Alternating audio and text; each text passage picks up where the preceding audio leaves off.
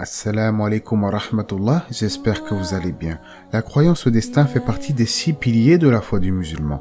Et même si nous avons pour conviction que tout est déjà écrit depuis des temps immémoriaux, de par notre nature, nous sommes parfois impatients, voire angoissés face aux épreuves de la vie courante. Allah a dit dans le Coran, dans le sens du verset, « L'homme invoque en demandant le mal comme il demande le bien, car l'homme est de nature hâtif. » Nous allons voir ensemble dans cette vidéo comment véritablement patienter face aux épreuves et on va en parler tout de suite après la petite intro.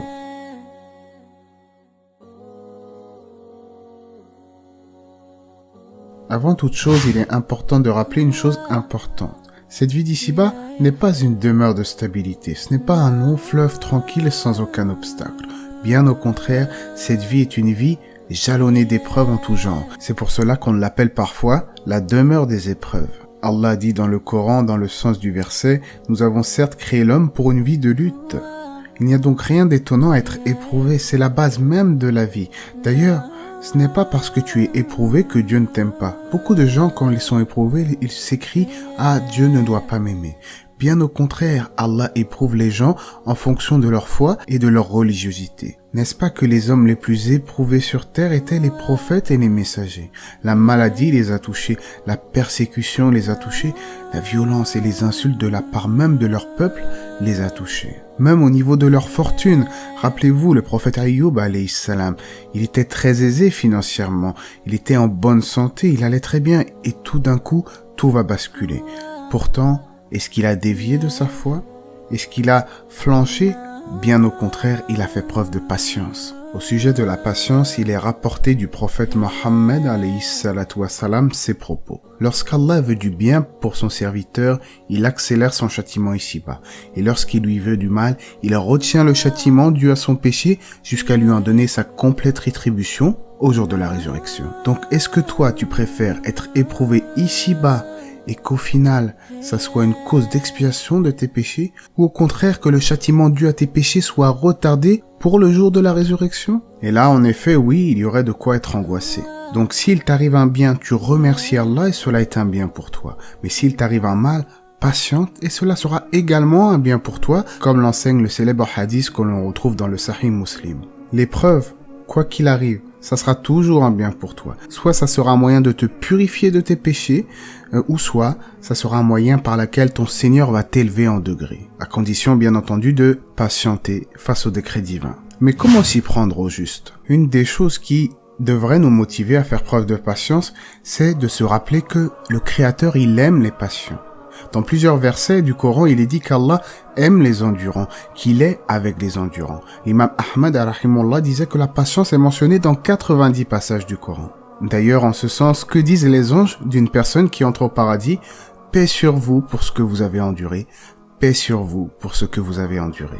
Donc si tu es éprouvé par la maladie, par le deuil, des problèmes financiers, que sais-je, eh bien, dis-toi que dans tous les cas, la patience sera la meilleure des options. Ça sera en effet un moyen de satisfaire ton Créateur. Et si Allah est satisfait de nous, on espère bien entendu sa clémence, sa miséricorde au jour de la résurrection.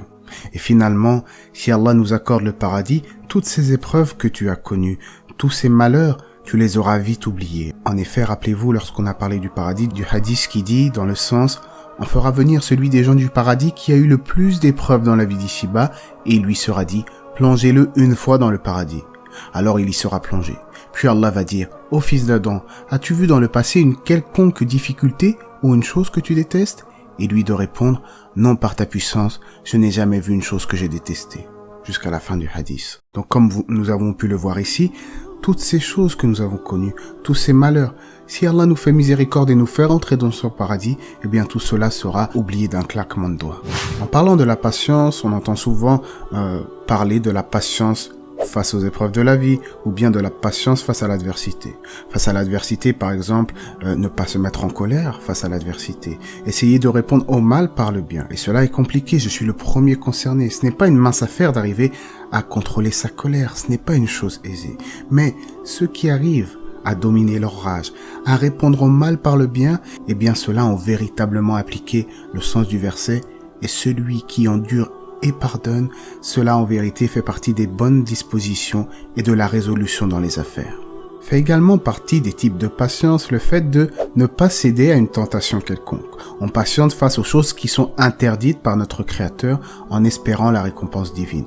Pour exemple, rappelez-vous le prophète Youssouf alayhi salam, lorsque la femme d'Al-Aziz a essayé de le séduire. Il a refusé, il a patienté, malgré que c'était une très belle femme, elle a essayé de le séduire, il a refusé cela, il a fait preuve de patience face à l'interdiction. Il savait que cela était un péché, comme dans le sens du verset, « Seigneur, la prison m'est préférable à ce à quoi elle m'invite. Et si tu n'écartes pas de moi leur ruse, je pencherai vers elle et serai du nombre des ignorants. » Il y a également un autre type de patience, c'est le fait de patienter dans l'exécution des ordres divins, comme la prière, comme le fait de jeûner pendant le mois de Ramadan, ou autre. Eh bien, toutes ces choses nécessitent une certaine patience. Par exemple, pour le mois du Ramadan, pour le jeûne, tu vas te priver de certaines choses, notamment de nourriture et de boissons dans la journée. Tu dois patienter. Donc, comme nous l'avons vu ici, il y a plusieurs types de patience. Pour conclure, le meilleur moyen de faire face aux épreuves de la vie est de ne jamais oublier l'importance primordiale de la patience. Et on sait que les gens réagissent différemment en fonction de cette patience, même en tant que croyants. Alors, la première catégorie de gens, il y a des gens qui ne sont pas croyants et peut-être même des gens qui se prétendent, qui s'affilient à l'islam, c'est ceux qui n'arrivent pas à patienter. Quoi qu'il arrive, il râle, il est mécontent, il ne s'en remet pas à Dieu. Parfois même, dans les cas les plus graves, il se met à insulter ou à avoir des mauvaises pensées sur son Créateur. Et on demande qu'Allah nous préserve de ce type de comportement. Il y a une deuxième catégorie, c'est le patient. Lui, il arrive à patienter. Même si au fond de lui, il a peut-être un petit sentiment de réprobation, sa foi en Dieu l'emporte sur cela et il ne manifeste pas une quelconque indignation. Il y a une autre catégorie, meilleure que le patient, c'est le patient certes, mais satisfait. C'est-à-dire que cette personne, non seulement elle est patiente, mais en plus elle est satisfaite de ce qui la touche. Il accepte ce qui lui arrive avec satisfaction. Il n'a pas de sentiment de réprobation ou de gêne, car il considère que tout ce qui lui touche fait partie du destin d'Allah.